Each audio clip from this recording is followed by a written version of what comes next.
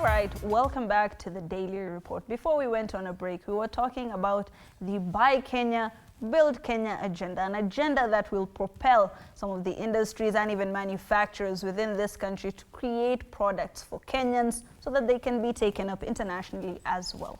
Bwana CS, how exactly are we faring on? Are Kenyans consuming, the products that we are making? Yeah, thank you very much. Yes, Kenyans are consuming the products that we're making, but not as much. You find that there are still people who feel very proud when they buy products from other countries. And that is why for us it has been very critical to do the rallying call, Buy Kenya, Build Kenya. And I need to explain to my friend here, because when we are discussing. Yes. You see, when we are encouraging investments, manufacturing, value addition of products in our country, it means if we do the products and Kenyans buy those products, we are talking about 50 million people.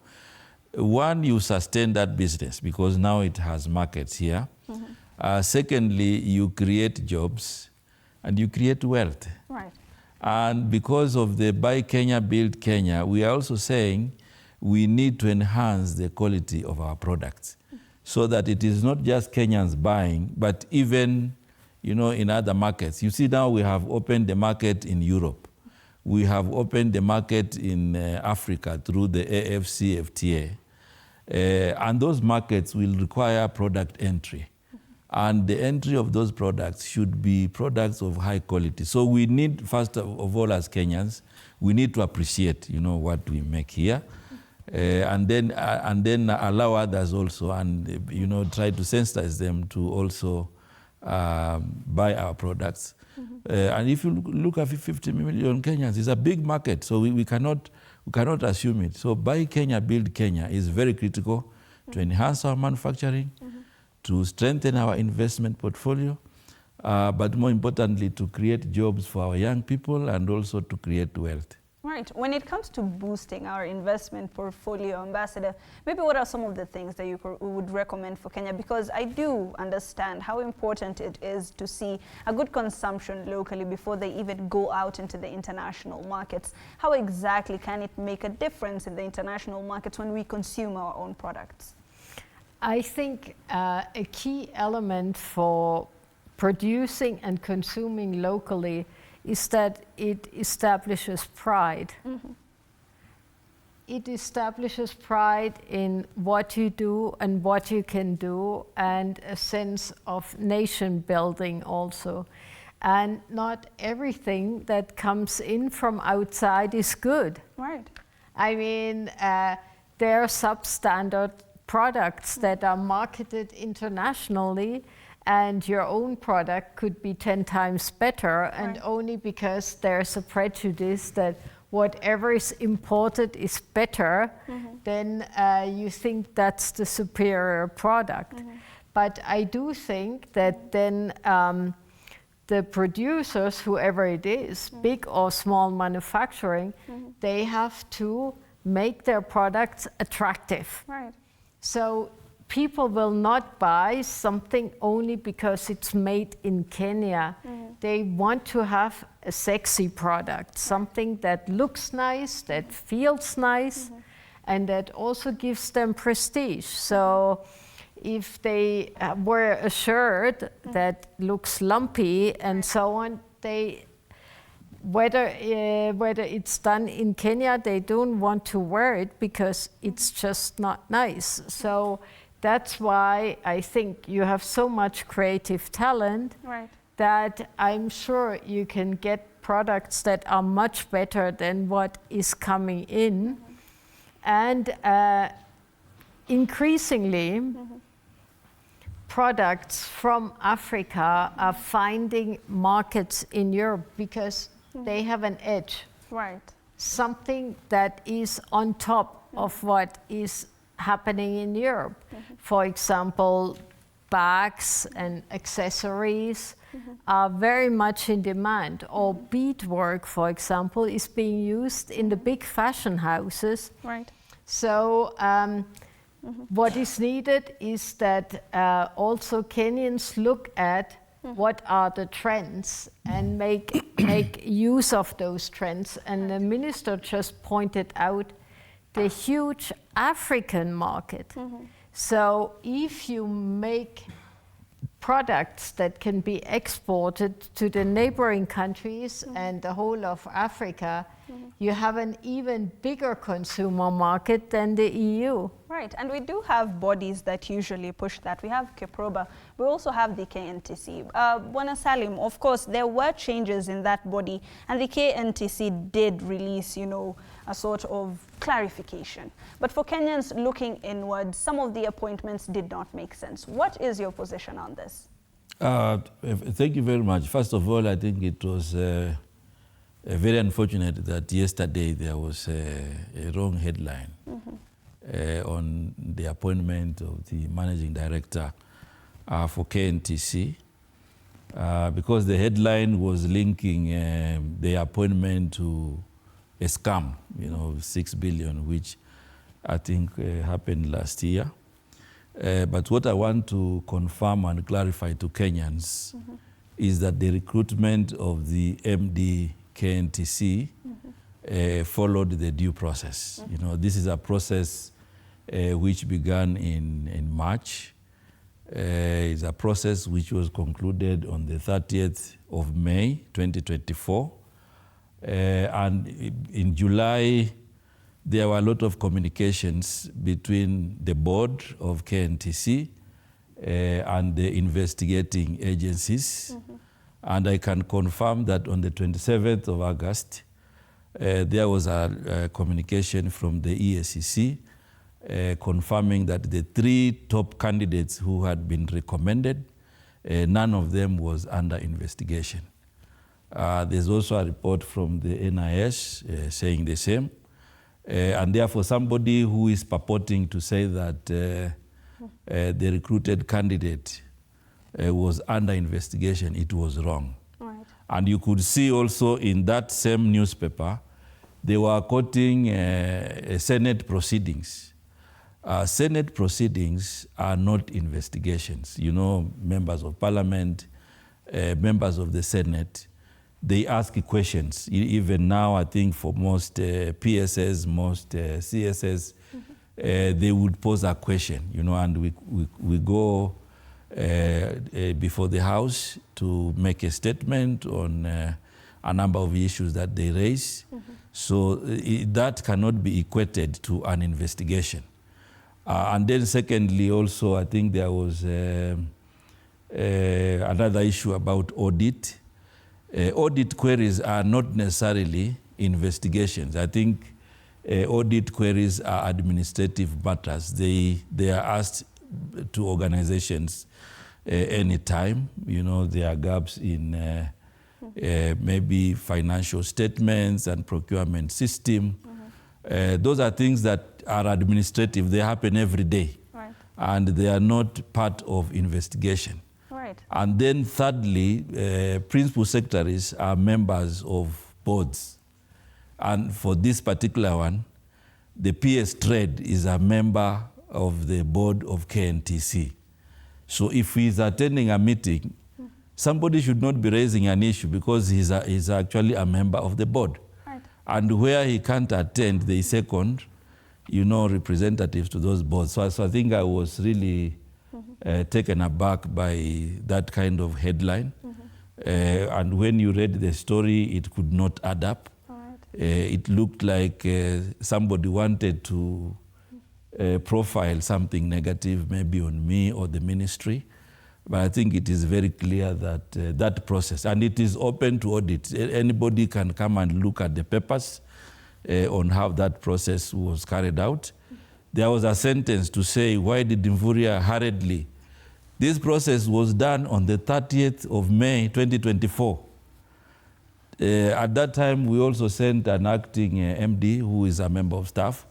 He resigned on medical grounds. So as we speak now, as of, 2 weeks ago, there was no leadership in KNTC. And therefore, the appointment was made in that respect. And I think the chronology of events given by the board somebody can go in, and look at it. And I think it should be very clear that a cabinet secretary does not appoint an MD. It is the board which does the appointment. Right. And if they find issues, disciplinary or otherwise, they have a responsibility to take care of that. Right. But as a CS, we oversight, the corporations on those matters. Bwana CS, recruitment is usually an if subject, especially for Kenyans, considering that 35% of the youth are unemployed. Now, many people are wondering, and these are questions that we have been getting, what exactly is the recruitment policy? What are some of the ethical considerations that the ministry has, especially when employing new people? I think the employment procedures are the same. The considerations will be at par with the position that is being advertised. And then people will compete. And in this case, there was competition. I think about more than 10 candidates who were shortlisted, and that is how the process went. So even for young people and any other, I think what I want to say is that in government, we make it transparent. We make the process competitive so that it is not a process where you just pick one person from nowhere. And those who meet the bill should be given the opportunity without any preference. And in this case, I can give you an example. I don't know any of the three candidates myself. I haven't met them anywhere, and I looked at the files, and there was nothing beyond the file and actually the process. All right. Yeah. Now, of course, we know that Kenya has been, courting the EU market, especially when it comes to employment. And we have tried to get our people there, and that is one of the things that the Ministry of Labour is working towards. What exactly is, the criteria for some of the people within the country to come into the EU market so that we can reduce, some of our high unemployment rates? Yeah, so Kenya just signed recently a legal labor migration agreement with Germany and one with Austria. And the idea is to be complementary to each other, because in Europe, the workforce is shrinking. You have an inverse age pyramid. So you have a very, very fast aging population, very few young people. And every year there are millions of Europeans exiting the job market and not enough young people to come into it. So this is the purpose of these two agreements. The idea is that, of course, we want people who can add value. Right. So there are language skills and technical skills. The sectors where there's most need in Europe is the care sector, because you have a lot of old people, right? So they need healthcare, they need nursing care. And the ICT sector. So engineers, digital experts, space engineers, etc. So very high tech specialists. So these are the key demands. But I saw the list of professions that are missing in Austria, and it's 100 different professions, including skiing instructors. Well, I don't know how a Kenyan would learn that, considering we don't have a lot of winters here. So in any case, the idea here is that Europe is helping technical and vocational colleges to make people ready to be able to be picked up by companies. And just 2 days ago, I was with the PS Diaspora, and we talked about linking a Kenyan job portal with a European existing job portal for job seekers. So we can have a direct link between the companies who are looking for people and people who are ready to go. But the EU has also a very, very big scholarship program, which allows people with a bachelor degree to get free scholarships, 100% funded to the European Union in any subject area. And part of it is that you have a 1-year work experience afterwards. So you can, if you wish, you can stay and work. And given the scarcity of human resources, if you're halfway good, you will be offered to a job afterwards in the company where you're working. So I think that's another golden way to get into the EU. But we are also saying, and that's why we are so much supporting the digitalization, nowadays you can work and earn money wherever you are. You can be somewhere in Vajir and earn a good living with your laptop, having a full-time digital job. What is needed is, of course, the technical skill and something that you can market online. And of course, you need a connection somewhere. And once that is there, there's no reason why not thousands of Kenyans can work in the digital market without even leaving their country or their hometown.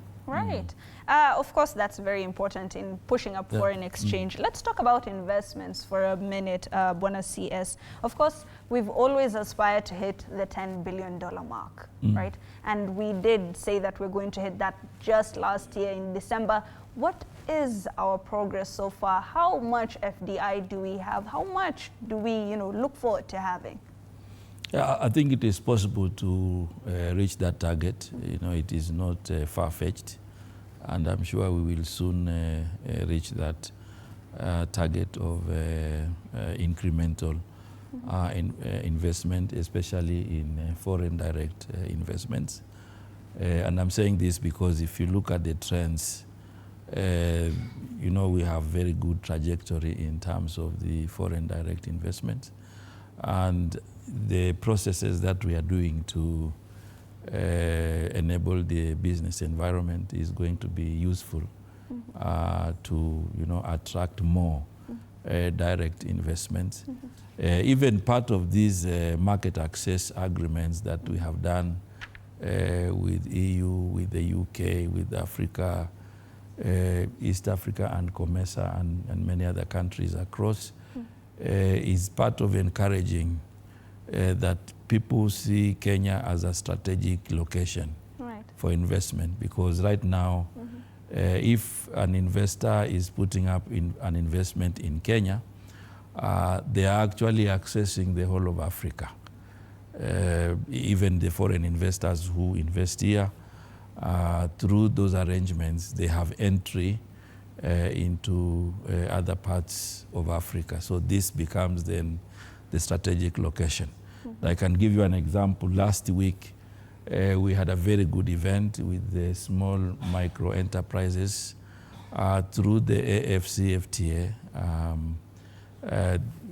We flagged off 100 containers of aggregated products, which are going to be finding market, in Africa. 100 containers is not a small thing, through the Trade Connect. This is a big thing that will really inspire a lot of other investments. Because, once we have entry of our products in those markets, then it encourages production, which means then investments will definitely increase. So the trajectory is good. And I think the other thing is His Excellency the President, Dr. William Samoei Ruto, has really profiled our country positively, both here in the continent and also globally. And part of the advantages we are now getting through the labor agreements, it is through that kind of profiling. And Ambassador knows here that Kenyan workers, the human resource here is of high quality. We have, high quality, skilled people, hardworking, with positive attitude. and all this is culminating because of the profiling positively by His Excellency the President. And this is important also for investment. Actually, Ambassador, the working through the internet is already happening. You know, we were out there with His Excellency the President, and you know, it was very live and practical when young people were demonstrating how they are able to leverage on incomes, you know, from digital jobs. Right, and it's very important to have these ties to the global landscape. Exactly. Since, you know, the soon-to-be US President Donald Trump took over, the AGOA and STIP, you know, agreements have been quite the hot topic. Maybe you could tell us, what exactly are we looking forward to? Are things safe? Are we looking into having another AGOA? Is STIP safe? Yeah, I think we see this very safe. You know, AGOA is coming to an end next year, and you know, AGOA is affecting the entire Africa. And the joint position of African countries is a continuation of AGOA. However, we are also in a good space. We are now in round 8 of the strategic investment partnership discussion. There are many texts that we have agreed. There are others that we still have to discuss, like on issues of workers' rights and environment. We need to conclude those, and there are many more that we are discussing. But currently we have made good progress in the STIP, and we also find the new leadership in the US, leadership which is, you know, going to embrace continuation of these issues that we have already discussed. I don't think we have a big risk, because these are issues that affect directly the two countries, and they also affect investments, and therefore it would be my, you know, thinking that positively this will be taken up even by the new administration. All right, and changing, you know, global trends also has an effect on bilateral trade agreements between, you know, the region, the EU region, and even Kenya. What is the standing of EPA? What should we be looking forward to? Is it going to be strengthened into the future? What does it look like for us? The EPA came into force on 1st of July, and now we're really trying to bring this into a very forceful implementation that gives tangible results for jobs and growth. And our hope is that other countries in the EAC region will join. We have positive signals, but nobody has signed up yet. So yes, in many other areas, Kenya is a front runner. Right. So hopefully this will set a good example. That means that would help the EAC have an even deeper integration. And our hope is that this could also eventually be a building block for the African free trading zone. And the EU has already said if this agreement works well, we could look in the future at a services agreement, which could be of high interest to Kenya, and an investment agreement. So the sky is the limit. There are many possibilities we have to discuss in the coming years, but we go step by step. And I just wanted to say one more word, because Vasiri was also the Minister for Blue Economy. We haven't talked for a moment about the possibilities for investment in the blue space. Right. And the blue space holds so much potential here in Kenya, and is one area that is completely underexploited. So I just want to draw attention to that. We had a big Blue Invest conference here, and we will continue to advocate for the blue space as an area of great economic potential for Kenya. All right, and Bwana CS, finally, as we conclude, what should we be looking forward to in terms of bilateral trade agreements? Where else are we daring as Kenya? What should we be looking forward to? Yeah, first of all, as I said, we concluded the APA with the EU, and I'm happy that we are now implementing. We are doing the sensitization. We have also done the comprehensive economic partnership agreement with the UAE. We haven't signed, but on our part, we have finalized. And any moment we will get the signal from our partners whether that can be signed at what time. So that is also another area that we are opening a partnership agreement.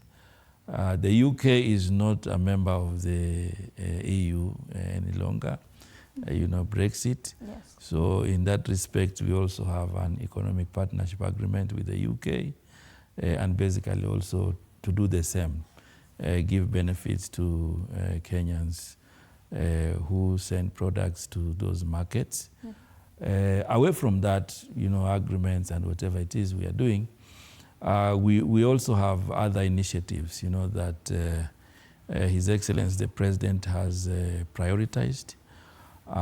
These initiatives are now the provision of special economic zones that provide opportunities for plug-in and play kind of investments.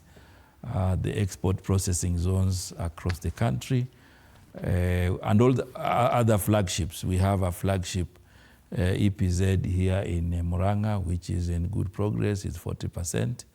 In Kirinyaga, in Uasin Gishu, in Busia, Nakuru, those are flagship EPZ.